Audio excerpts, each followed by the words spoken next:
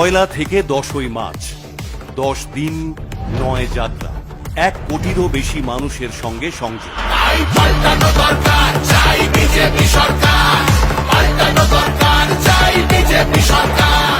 দেশ ও রাজ্যের সর্বস্তরের বিজেপি নেতাদের গলায় ওঠে পরিবর্তনের ডাক। भाइयों बहनों, कमल फूल की सरकार ला दो। ममता बनर्जी के गुंडों को हम उल्टा लटका कर सीधा करने का काम करेंगे। तृणमूल की सरकार को, इस गुंडा राज वाली सरकार को बदलने का समय आ गया है। मोदी जी के नेतृत्व में बंगाल में फिर से बीजेपी की सरकार आएगी। आपके दुख दर्द दूर होंगे और बंगाल फिर से विकास की प्रगति पर चलेगा। তৃণমূল কংগ্রেসকে মানুষ প্রত্যাখ্যান করছে। তৃণমূল কংগ্রেস গৃহীত, পরীক্ষিত এবং পরিত্যক্ত। চাকরি চাই, নারী সুরক্ষা চাই, বিজেপি তাই।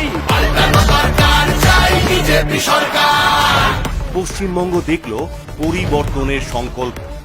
ভাই পড়াশোনা করার একদম মন নেই, সবাই জানে এখানে কোনো ভ্যাকেন্সি নেই, তাই আমার কাছে তো কোনো চাকরিই নেই। दिसंबर 2026 तक सरकारी पदों को युवाओं को घूस लिए बगैर नौकरी देकर भरने का काम भारतीय जनता पार्टी करेगी।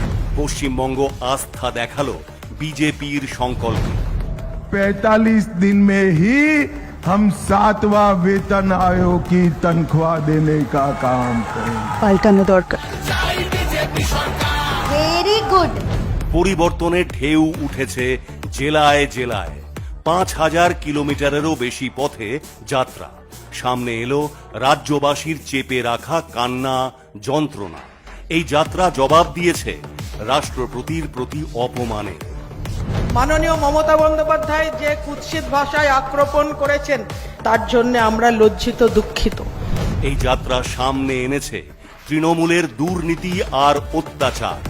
তৃণমূল কোথায় যাবে? তৃণমূলকে হারতে হবে, কেউ বাঁচাতে পারবে না। অনুপ্রবেশকারীরা ঢুকেছে, একজনকেও বাদ দেওয়া হবে না। প্রত্যেকটা মানুষকে ঘাড় ধরে পার করা হবে। প্রতি বছর টেট পরীক্ষা হবে, আমাদের ছেলেরা চাকরি পাবে। প্রতি বছর এসএসসি পরীক্ষা হবে, আমাদের ছেলেরা চাকরি পাবে। এবার দেখবে মমতা। ওনার কাছে পয়সা আছে মাদ্রাসার জন্য 5713 কোটি টাকা খরচা করার। নাচ, গান, উৎসাহের সঙ্গে যাত্রায় মিলেছে জনসমর্থন।